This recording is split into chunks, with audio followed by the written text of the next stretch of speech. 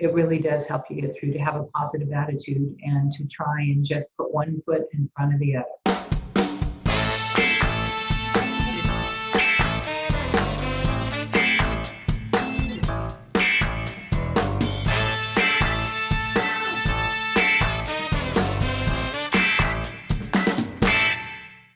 Okay, welcome back to the Marketing Playbook, presented by Details Interactive. Here you'll take away 3 game-winning marketing plays every episode to take back to your team. I'm your host, Mark Friedman, and my career has been focused on direct-to-consumer marketing, direct mail, physical retail, and digital commerce. This is episode number 22, and today's guest is Paula Schneider, CEO of Susan G. Komen. As you might know, October is Breast Cancer Awareness Month, so I'm very happy to have Paula as my guest. Some history on this wonderful organization. In 1980, Nancy G. Brinker promised her dying sister Susan that she would do everything in her power to end breast cancer forever. In 1982, that promise became the Susan G. Komen organization and the beginning of a global movement. What was started with $200 and a shoebox full of potential donor names has now grown into the world's largest nonprofit source of funding for the fight against breast cancer. To date, they have invested more than $2.9 billion in groundbreaking research, community health outreach, advocacy, and programs in more than 60 countries. Their efforts helped reduce deaths from breast cancer by 40% between 1989 and 2016. Before we get started, a quick thank you as always to Max Brandstetter of the Wow Business Growth Podcast for producing this episode. You can reach him at max@maxpodcasting.com to help bring your podcast to life. Let's open the playbook. Ready, break. Well, hello, everyone. Thank you for joining the Marketing Playbook podcast. Today, I'm joined by Paula Schneider, the CEO of Susan G. Komen. Paula, thanks for joining me today. No, it's my pleasure to be here. Thanks for having me, Mark. It's nice to catch up with you. It's been quite a long time since we've spoken. We worked together a number of years ago at a company called Warnaco. At the time, you were president of the swimwear group, which included the Speedo brand, and I was running the e-commerce business. So how have you been? Oh, well, it's only been about, 13 years since then? So I've been well, thank you. And I'm really, really happy with this career change because, my background was in fashion and I did it for many, many years, about 30 years in the fashion industry. And although it was great fun at the time, I, just got to the point where I decided that I wanted to make a more meaningful change. And I've been here at Komen for about 3 years, and I think it's the best career move I could have possibly made. That's wonderful. Let's kind of go back to your early days, what I'll call the first story. We like to get a little bit of background on each of the guests. Oftentimes we find that what you do in your career, maybe later in your career, some of that is kind of grounded in the way you grew up and school that you went to and other personal experiences. So give us the story of Paula. Yeah, well, it certainly wasn't in the school that I went to, but it was in the personal experiences. I went to college in California State University in Chico, and I went there literally because it was the #1 party school in the nation at the time. So that was my motivation. It wasn't for going to college, and it was certainly fun, and it lived up to its reputation. But and then entering into the fashion industry, where I stayed for decades. And that was always very interesting. And if you value interesting experiences, that was a good place to have them. And then again, it was about 3 years ago that I made this wild left turn into something that I'd never done before, which was the not-for-profit space, and specifically in breast cancer. About 14 years ago now, I was diagnosed with breast cancer, and my mom died of metastatic breast cancer. My brother died of metastatic prostate cancer. I had breast cancer, and I have 2 daughters, so enough said. That's why I made this move, because I really, truly believe that it's a passion play for me, and it's a very important organization that's had its fingerprints on every major breakthrough that's happened in breast cancer. And if I don't want it to go to the next generation, this is the best possible place for me to be. That's amazing, and we will absolutely come back to that. I do want to just go back a little bit to that, long career that you had before you came to Komen. So lots of apparel businesses you mentioned, BCBG, laundry, Warnaco and Speedo, as we mentioned, and then American Apparel. So maybe just walk us through the kind of the progression just briefly, and then we'll come back to the most important work that you're doing today. Yeah, I kind of break it out into three parts. There was the growing part. I mean, I was at BCBG. I sold their first dress, and I've known Max Azria. He's recently passed away, which was really sad, but I knew him for many, many moons, and he used to be a buyer for a clothing store, and then he came in and used to buy from me, and then I started selling for him, and we forged that, and it was a really interesting time where it was building, right? So there was a lot of building, went from zero to about 250 million when I left there, and I ended up going to Warnick Laundry by Shelley Siegel, and Laundry was owned by Liz Claiborne Corp, and that was a bit of a turnaround. And then that sort of started my world in turnarounds. But BCBG was a long stint. It was a 13-year stint. And then Laundry was a bit of a turnaround, and that started the turnaround side. And, you know, it's amazing how once you've done a turnaround and it's been successful, how other people call you to do turnarounds and hope that they are successful. Left there, went to, and when I say left there, there's usually about 6 years in between each of these left there's. Spent about 6 years at Laundry. Then I went to Warnaco Swimwear Group, and interesting, you know, at that point I thought, oh my God, how can I go from contemporary fashion to swimwear? That's such a wild turn. Well, it wasn't that wild, and had a really good run at Warnaco Swimwear, but that also was, you know, working on something that needed to be stabilized and turned around, and had a fabulous time there, and had the opportunity to go with Michael Phelps to the 2008 Olympics. And I gave him. Yeah, I was just thinking about that. It was that time, right? Yep. Yeah. And that was kind of my coming out party, because I was at Warnaco when I got diagnosed with breast cancer. And, you know, it was the year of living dangerously. And I remember I had my office was on the second floor of the building. And when I was in between treatments, I would go to work because I wanted to feel as normal as you could, try to maintain. And I would make myself walk up the stairs. And if I couldn't walk up the stairs to the second floor to go to work because, you know, you're so exhausted, I wouldn't let myself go to work. So that was a really trying time. And I remember I finished off my chemo and my radiation. And then right after that, the doctor said, you should take a few weeks and recuperate. And the next day I left for Europe, you know, and then went right after that to Beijing for the Olympics. And that was a really, really great time, of course, because, you know, it was a moment in time that was epic in history, and I got to be a part of it. I got to be there, which was the most important part. I remember there was a luncheon at Warnaco in New York City after the Olympics, and Michael was in, and there was a luncheon table set up, and he was on one end of the table and I was on the other, and he wanted to reach across the end of the table to get something. And he started to say, would you please pass me? And then he realized that his wingspan was so wide that he just reached, you know, across a 6-foot table and picked up the piece of bread that he wanted to get himself. He has a 7-foot wingspan, and he's, you know, what an athlete, and an amazing young man. Really, really lovely. Right. So you mentioned Warnaco and then Speedo, and then you had this role at American Apparel, and that was a turnaround by the time you got there. Oh yeah, that was it was a publicly traded company that was in tremendously bad shape, and literally when I walked through the door in January, I think we had enough money to last us to April, and 10,000 employees ish. And, you know, the largest manufacturing plant in the United States for apparel. So in Los Angeles, we had 1.5 million square feet of manufacturing facilities. And it was really tough. That was a very, very tough time. And it was very prolific. And it was part of pop culture in LA. And, you know, there was a very colorful founder who was not at all happy about being replaced. And there were union issues, and you name it, it went on there. So it was a bucket of crazy, and I ended up taking us through a planned bankruptcy because we needed to shed debt because there's no way that we could continue, and that took about almost 2 years.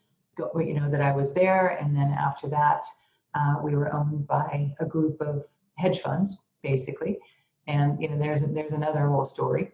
Then after a while, when they decided that they wanted to sell the company and it wasn't going to take the employees, I tapped out because my legacy was not going to be to have all of these jobs that I fought so very hard to keep, not be there anymore. So I left there. Then let's talk now the jump to Komen. All right. Well, there was a median jump in between there. I consulted for a while, and I actually consulted for Kanye West for a while, and that was fun, very interesting. And then I worked at Seven for All Mankind, which is another publicly traded company, and I was their CEO, and that was interesting. But I was literally losing the love and feeling, because retail was really hard. It wasn't the fun days that it used to be. This was the start of the decline of department stores and just retail in general, difficult times. And I remember I was invited as one of the top female retailers in the country to go to the Women in Retail conference. It's in Miami, and it's a fun conference because it's right on the beach in Miami, and you get all kinds of swag, and you get to talk with all your friends, and it was really a good time. So I went there, and I had to get up and give a speech, and they wanted, it was a women's group, and it was on empowerment, and I was supposed to relate it back to retail or to, the world of retail. And I literally had nothing. So I got up to give my spiel, and I got up and started to talk about how I was the most empowered when I was the least physically powerful when I had breast cancer, and all of the ramifications around that of having to, when you're large and in charge, and having to give up control and let people help you. And there's some grace in that, and you have to learn how to accept help. And luckily I had support in the family and all of that could help me. But I sat back down after my speech, and my friend, who was the CEO of Chico's at the time, said to me, "Okay, look what I just got on my phone. It's a friend of mine who's a good friend of mine who's a recruiter in Dallas, and they're looking for a new CEO for Susan G. Komen. Would you ever be interested in that?" And I said, "Yes, I would." She said, oh. I mean, she was so shocked, the look on her face, and she goes, "I think, okay, I'm going to tell him I have found you." And it wasn't quite that simple. There was like months of back and forth, and and I was telling the board at that time that, look, I have never been in the not-for-profit and the charitable space before. I think I'd be awesome at it. But if you find somebody who's better, it's way more important for you to hire whoever's best for the job than it is for me to take this job, because your organization is so important. And, they felt that I was best for the job, and it's been a really wonderful experience. But, when something comes like that and hits you on the head, I did have to quit my other job before I even had an interview, because, if you're running a publicly traded company, you can't do that. And so, I told my husband, I'd like to do this. And he said, "Well, I think you should go for it." And I said, "Yeah, but I have to quit my job on Monday." And so I did. And whether I had an interview or not, I just reached a point in my life where I wanted to do something that was just more meaningful to me. That's outstanding. So during your experience, your personal experience with breast cancer, was the Komen Foundation, the Komen organization, something that you relied on for services or inspiration, or what? Well, for education, right? Because, the first thing you do when you get a diagnosis is Google, Dr. Google. And one of the first things that came up was the Komen website, so I could look about breast cancer. There's an ABC site on there that has all, and it's very friendly, right? You're a layperson, and even though I had breast cancer in my family and knew a bit about it, you don't know a lot. And I just wanted, somebody that would tell me it was okay. There's also a helpline that we provide. I didn't call the helpline at that point, but now knowing what we do, I wish I had. Because there's so much help that is available, and we want to make sure that people don't go through their journey alone. So you must talk to lots of both women and men who have been diagnosed with breast cancer or other forms of cancer. What's one of the first things that you say to them? Knowledge is key, right? There's two parts that I feel. Learn about it, right? And learn about it from reputable sources, because once you understand this is happening to you, as soon as you get a breast cancer diagnosis, or I'm sure any type of cancer diagnosis, you fall into a black hole. You can barely hear what anyone is saying after those first words are spoken. And you don't know, am I going to live through this? Will I be able to see my children? Will it go to, I don't know, from kindergarten to get married or whatever it might be. All of the fear that comes into your realm, and it's hard to control. And the only way to make it better is to be able to digest it, understand where you are with this and what treatments are out there and what is the best move, because you have to be the CEO of your health. And you have to demand that you get the best health care that you possibly can. And if you need a second opinion, and this is not easy stuff, right? It's not easy to understand. And 80% of people that get breast cancer are not going to a teaching hospital that's top of the line, that understands every ramification, every aspect of specifically breast. Many hundreds of thousands of people are going to their local oncologist in their small city or their medium-sized town. So it's not easy, and you have to navigate through it. But do your homework as best you can, but do it with reputable sources like Komen. If you have questions and you do get a diagnosis, or anyone in your family does, call our helpline, because we have psychosocial workers that are very trained, that can give you a lot of things to ask your doctors to help you through transitioning through it. And then I will say the flip side of this, the other side of this, which I personally think is tremendously important, is to believe, right? You have to really believe that you're going to be okay and that you're working towards it. And sometimes it won't turn out that way, but it helps you get through. It really does help you get through, to have a positive attitude and to try and just put one foot in front of the other. With all types of cancer, early detection is critical, certainly in breast cancer. So what can women, even men, be doing from an early detection perspective to monitor their health? Well, women have to go get their mammograms. I mean, that's as simple as that. And anyone who feels any kind of unusual finding in their breast needs to, go to your doctor. And especially right now, it's so scary, right? Because when COVID first started, and we came out as Komen and basically said, hey, give it a minute. If you have routine screenings, wait a second. Let's get through this moment and figure out what that's going to look like. And now, we are telling people you need to go for your routine screenings, because you know what? This isn't going away anytime soon, but cancer is not canceled. Some statistics are showing that there's about half as many cancer diagnoses now. That doesn't mean that there's half as much cancer. It just means that people are not getting diagnosed, and it can be life-threatening. So time is of the essence, regardless of what you feel. If you feel that there's something incorrect in your body, then you need to go get it checked out, because it probably way outweighs the risk of getting COVID. And hospitals right now, and mammography clinics, et cetera, are working very hard to keep everyone safe. Take your shot and getting your mammogram. The statistics, show that significantly more cases, obviously, of women with breast cancer, but men are afflicted as well.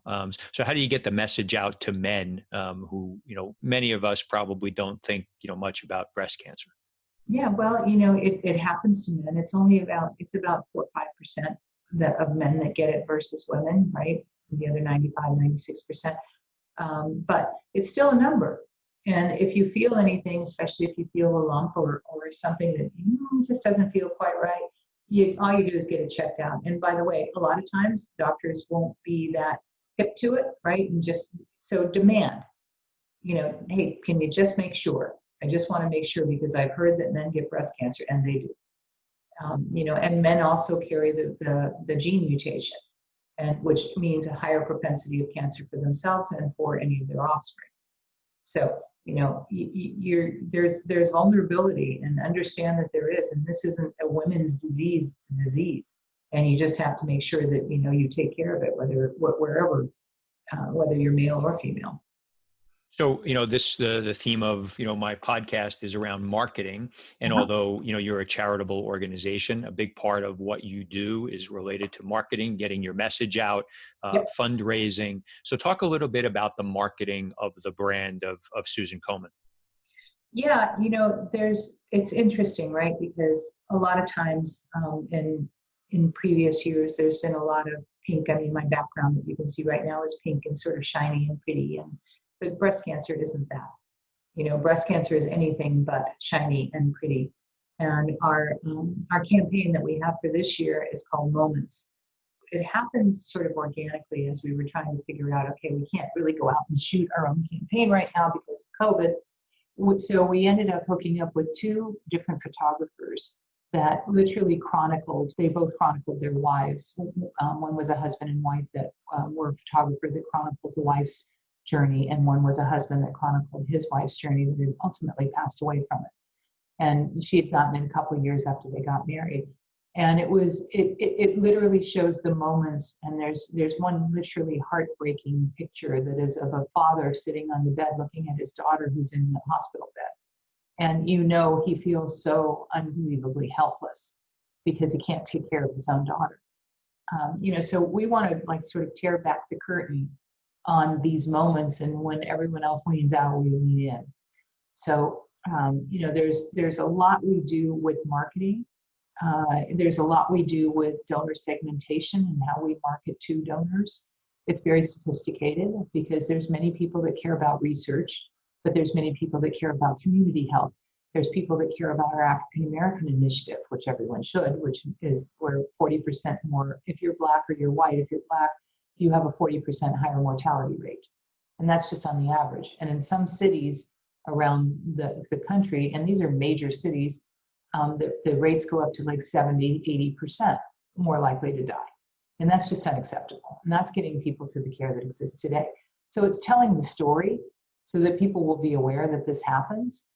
We don't spend any kind of major money on advertising or marketing, but what we do have a lot of in kind, so we can get the information out there. And that's been really important for our lifeblood. So it's interesting you were talking about the segmentation, that goes on to donors. It gets more sophisticated. Me being a direct marketer, starting my career, and not ever having worked for a charitable organization, but seen some businesses, it's gotten much more complicated of how you target people, especially digitally. So is the digital aspect of talking to people an important part of what you're doing? Yeah, digital and direct. Direct still, even mail, regular mail is still a very important part of what we're doing. And we call it sort of surround sound, right? Because there's the digital side of it, there's the direct side of it, there's and then if you hear all of the ways that we can contact and have touch points. Because you may see your piece of mail that's sitting on your counter, and you may open it, but then you might go online to donate, or you might see it on Instagram, and you might, there's all kinds of ways for us to be efficient and effective in how we speak. But, we do so much, and it's really telling the story, because we're sort of the 360-degree view of breast cancer, because we do research, which is incredibly important. We work in community because we don't believe where you live or what color you are should depict whether you live. And then we also do advocacy. We have a big advocacy arm because we work with state and federal legislation on women's health. We've had 9 Komen-led state bills that have passed in the last year, and that there's a lot of power with women in pink with pitchforks. So it's really what are you interested in, right? Because if we're doing a compelling job marketing all of the wonderful things that Komen does, then we will hit on things that are where there are interested parties, right? If people care about healthcare and people care about women, then we should be top of mind. And so as a potential donor, and as you talk to potential donors, and obviously I can direct my dollars to particular aspects of where you're spending money. If I give just a general donation, give us a perspective on where those dollars are going to help people, either with education or once they've been, diagnosed. Where is the distribution go? Yeah, it's funny because when you look at the 990s and you see education, right? And everybody says, well, what is education? I don't want to spend money on education. Don't people know about breast cancer? It doesn't mean that we're like saying, oh, there's breast cancer and it exists. Okay. No, that isn't education. So, that, of course, that is education, but that's not what we do. When we're talking about also our treatment assistance programs that help people in the community. If you have breast cancer and you can't afford to stay in treatment because you can't afford your food on the table, or you're making a decision whether it's between your co-pays. There's a whole community presence that we have. We have our helplines that we support. We have our treatment assistance programs that we support. If you qualify, which it's essentially how much money you make, right? Because we want to help those that are truly in need to stay in treatment, or you may not make it through. So we pay for if somebody needs help with babysitting, or there's a stipend that you get every month, and that helps to help you get through this. So there's the community help that we do, which is helping people today, whether they need more food on their table or whatever it might be to stay in treatment. Now you've got thousands and millions of people that are out of work, right? So we help people when they need help with staying in treatment or getting to the treatment that they can. And then the next part of it is research, because nothing's going to cure cancer other than research, right? Well, I always say cash cures cancer, right? When people ask me what cures cancer, really the truth is cash cures cancer, because if you don't have the money to pay for the research, there will be no breakthroughs. It's even more crucial now because we're in a position where there's so much money that has been diverted to COVID, which is a good thing, right? Because we want to make sure that people are safe from COVID as well. But research has slowed down dramatically. A lot of research labs have been shut.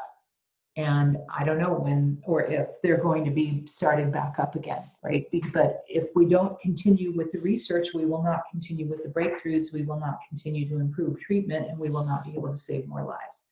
So it's super important that we continue with research. And then, as I said, then there's the advocacy side. So it's sort of a 360-degree view. Right. I was going to ask you about, COVID and how that's potentially impacted, the organization, revenues that you've taken in, donations you've taken in. Have you seen less donation during this period of COVID? Sure. I mean, I think almost every charitable organization has, right? And when you have this kind of mass problem with the economy and with people staying in work, and the fear is there, right? The donations are doubly appreciated and doubly needed. We do have runs and walks, right? We have hundreds of runs and walks and peer-to-peer fundraising. We've been at that for many years. In fact, created it to a certain extent, and that is dramatically impacted. We are doing virtual versions of that, but it is impacted. And people, really like to get together and do that. But I can't tell you when the next time that they'll feel comfortable with 5,000 of their closest friends. So we are diversifying fundraising and working on lots of different opportunities for us. We've been doing that over the last 3 years of my tenure here. So we have made a lot of inroads, which are really helpful now during this time frame, because who knows? When this started back in February, March, and everyone sort of laid their bets on when it was going to be over and when life would get back to normal, there's going to be before COVID and after COVID. And this is going to be studied in textbooks for the next decades. I mean, people talk about the 1918 flu. It's 100 years ago, So we'll see. And we've talked about ways to contribute dollars. What kind of opportunities are available for people to volunteer through your organization to help people? Yeah, you can go on Komen.org and there's all kinds. It depends on what you want to volunteer doing, right? Because when we had runs and walks, then of course we needed a boatload of volunteers to help us with that. There's now advocacy if you want to get involved in public policy and advocacy to help get some of these. And I'll tell you, I'll give you an idea. Like there's oral parity, right? And this sounds, from somebody not coming in from the medical world, I have no scientific background. I'm a fashion girl, but just listen to the stupidity of this. You have new chemotherapies that are oral, as opposed to going into an infusion and having to sit there for 3, 4, 5 hours in a doctor's office and getting a needle in your arm and getting an infusion. You have similar chemotherapies that are oral that allow you to stay home, not have to go to the doctor's office and take a pill, okay? Who would not want to be able to do that? But they fall into two different sides of the payer world, right? One falls into prescriptions and the other falls into treatment. And a lot of times oral chemotherapy is not covered like infusion chemotherapy, right? Okay, let's change the law, people, right? Because that is unacceptable. And we have a lot of support. So there's things like that that happen in this world, the medical world, that don't happen in the regular business world, Right. because it just doesn't make any sense. So Yep. we keep programs in place that are safety net programs for women that cannot afford to get mammograms. And these have been in place for years, and they're at risk of not being in place. And if they aren't in place, then you're going to have just an influx of people that will not get mammograms and will find that they have cancer and it has spread. And that isn't the right thing either, because then the health systems are going to be taxed with that. So again, it makes sense. So let's do the right thing. So you certainly can volunteer. There's multitudes of ways that you can volunteer. Go on the site. You can contact the local affiliates, which we're working together now to make into one single entity. But there's lots of ways for you to participate. So, we mentioned at the beginning, October is Breast Cancer Awareness Month. Obviously, breast cancer and the work that you guys do happens all 12 months of the year. But what is it about, the month of October that we're coming up with? What will you be doing differently with the organization? Just give us some perspective on that. Yeah, I mean, October is our time to shine, right? Because, and this is funny because 38 years ago is when October became National Breast Cancer Awareness Month. And I think you'd be hard pressed to find anyone that didn't notice that October is Breast Cancer Awareness Month. So we have fabulous corporate partners, many corporate partners that are helping us to highlight this. We have Live Pink, which are all of our corporate partners. If you go on our site, komen.org, you can shop for all of our partners, and there's a percentage that comes through to us. There's pin pads where if people ask you at the end of, you're getting your groceries or what may not be to round up or to, would you give to Susan G. Komen? I hope you say yes. We have lots of marketing avenues that we're starting with our brand campaign, which is our national campaign Moments this year, which is called Moments, right? And these are the real meaningful moments. We have a song that's coming out, which is really exciting. And so we'll be doing a launch around that. And it's When Pink Was Only a Color. It's a really beautiful song. And this was a collaboration that started a couple of months ago, and it's gone like gangbusters. So we're thankful that, we have people that are willing to help us with that. And lots of creative ways. And then there's all kinds of do-it-yourself opportunities to raise money during the month of October as well. And, we help with that on our site. That's great. So as we end the show here, Paula, what would you like to say to listeners either that have been afflicted with breast cancer or have a loved one that is dealing with it? What kind of guidance would you like to leave them with here? That there's hope, right? And because of organizations like Komen, there's going to continue to be breakthroughs. I will also say the velocity of what has happened from drugs that are coming out right now to help with breast cancer, and especially in the metastatic space, are pretty voluminous. Whereas like 5-6 years ago, there might have been a drug that came out every 1 or 2 years for a lot of the pharma groups. Now the capacities are bigger, the information is more. There's so many exciting things that are happening in breast cancer treatment. So you got to have hope. Even if you are living with metastatic breast cancer, there's still lots and lots of treatments that happen that can help you to live for decades. So become your biggest health advocate. Find out ways, call our helpline. We can talk to you about clinical trials that are happening. Sometimes it's hard to accrue enough people for clinical trials, but that's how new results happen. And that may be a lifeline. Another aspect of that is that COVID has stopped some of the clinical trials. We're trying to get more of those back online right now because, it's some people's only lifeline. So have hope, have faith that this will get better and help us get there. Thank you. Those are great words. Keep up the great work that you and your organization are doing. I'm glad that you're well. It's very nice to see you again, and I wish you and your family all the good luck to you. Thank you. And thanks for having me, Mark. Really nice to see you too. That's it. Today's game ball goes to Paula Schneider for coming on the Marketing Playbook. I'm calling an audible today, and rather than my normal 3 key takeaways, I've only 1 today. Early detection on breast cancer is critical. Please get your mammograms as per the direction of your physician. And for the guys out there, breast cancer can get us too. So if you feel something, please speak with your doctor. Thank you, Playbook marketers, for listening to another episode. If you want to check out more pages of the Marketing Playbook, please make sure to subscribe on your favorite podcast spot and leave us a 5-star review on Apple Podcasts. You can also follow us on Twitter at DetailsInteract and learn more at detailsinteractive.com. Until next time, the devil is in the details.